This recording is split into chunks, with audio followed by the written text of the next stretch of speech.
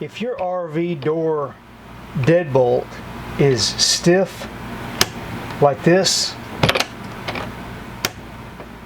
the first thing you should do is remove the striker plate completely so you can determine if it is the problem.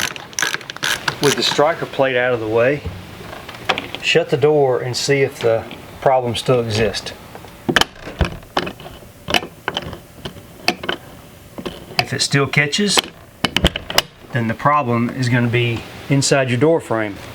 Close the deadbolt on your door and then try to figure out where the deadbolt actually meets up with the hole in the frame.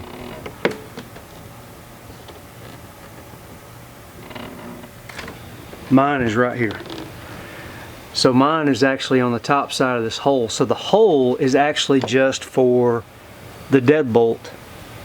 The latch itself, the door latch, is didn't go that deep. So we need to concentrate on this top area right here.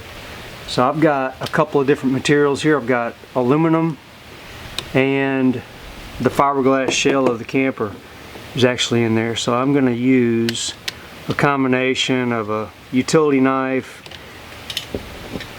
and a file to kind of massage that area out a little bit.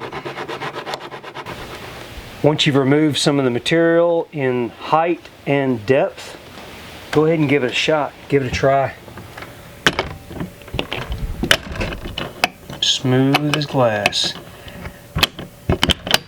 Put your striker plate on. Check it out again, make sure nothing's touching.